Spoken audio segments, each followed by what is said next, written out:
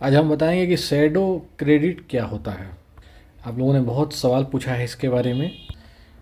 देखिए, shadow credit एक बहुत ही इम्पोर्टेंट कंसेप्ट है फाइनेंशियल और बैंकिंग दुनिया में, और इसको समझना भी बहुत ही ज़्यादा इम्पोर्टेंट है। शैडो क्रेडिट का मतलब होता है कि वैसा लोन या वैसा बोरोइंग, बोरोइंग का मतलब भी लोन ही होता है। जब हम किसी से पैसा लेते हैं तो उसको लोन ही कहा जाता है। तो शैडो क्रेडिट उस तरह का लोन और बोरोइंग है जो कि बैंकिंग रिकॉर्ड्स में जो है नहीं दिखाई देता है, या फिर उसको डिलिबरेटली जो है ना अंडर रिपोर्ट किया जाता है, मतलब उसको रिपोर्ट से छुपा दिया जाता है।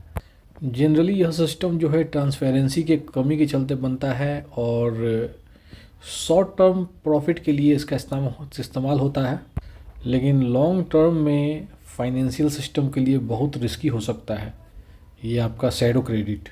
कहने का मतलब है कि शैडो क्रेडिट वैसा ट्रांजेक्शन होता है जो कि बैंक्स और फाइनेंशियल इंस्टीट्यूशन के बैलेंस शीट में डायरेक्ट रिपोर्ट नहीं किए जाते हैं। इस प्रक्रिया का इस्तेमाल अक्सर अपने जो एसेट्स होते हैं या अपने रिस्क होते हैं, अपने लायबिलिटीज होते हैं, उसको छुपाने के लिए किया जाता है। ये जो एक्टिविटी होता है ऑफिशियली बैंकिंग नॉर्म्स में नहीं आते हैं। यही कारण है कि इसको शैडो कहा जाता है। अब हम समझते हैं कि शैडो क्रेडिट जो है कैसे काम करता है। अगर आपको कुछ समझ में नहीं आ रहा है तो टेंशन मत लीजिए, काहे कि जब हम एग्जाम्पल से समझाएंगे तब आपको समझ में आ जाएगा। शैडो क्रेडिट जो होता है अक्सर बैंक्स और फाइनेंशियल इंस्टीट्यूशन के द्वारा अपने एनपीए, नॉन परफॉर्मिंग एसेट्स को छुपाने के लिए किया जाता है, या फिर इसको कह सकते हैं कि रिस्की लोन्स होते हैं, जो रिस्की लोन्स होते हैं उनको छुपाने के लिए किया जाता है। यह जो कुछ ऐसे तरीक़ों से काम करता है जो कि मैं आपको एक्सप्लेन कर रहा हूँ। पहला है कि लोन्स और गारंटीज को इस तरह से दिखाना कि वो डायरेक्टली बैलेंस शीट में नहीं आए। दूसरा है कि अपने रिस्की लोन को एसपीवी या एनबीएफसी को ट्रांसफ़र कर देना। तीसरा है कि ऐसे प्राइवेट लेंडर्स के द्वारा लोन को लेना जो कि ऑफिशियली रेगुलेटेड नहीं होता है। उसके बाद ओल्ड लोन को नए नियम के साथ रीस्ट्रक्चर करना और अपने रिस्क को छुपा लेना। अब हम आपको इसको एग्जाम्पल से समझाएंगे तो आपको समझ में आएगा। मान लीजिए वो कंपनी है एबीसी लिमिटेड, और वो जो कंपनी है एक बैंक है XYZ बैंक, उसे 500 करोड़ का लोन लेता है। अब अगर यह लोन जो है एबीसी लिमिटेड ने लिया है, अगर वो लोन नहीं चुका पाएगा, रिपेमेंट नहीं कर पाएगा, तो यह जो लोन है एनपीए बन जाएगा, मतलब कि नॉन परफॉर्मिंग एसेट बन जाएगा। अगर XYZ बैंक जो है इस लोन को अपने रिकॉर्ड में एनपीए दिखाता है तो सबसे पहला चीज़ होगा कि बैंक का जो है प्रॉफिट कम हो जाएगा।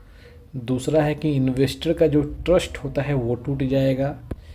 तीसरा है कि जो आपका रेगुलेटर है आरबीआई, उसके नज़र में यह बैंक आएगा और उसका जो हेल्थ है बैंक का वो जो है बहुत कमज़ोर नज़र आएगा। फाइनेंशियल हेल्थ का मैं बात कर रहा हूँ।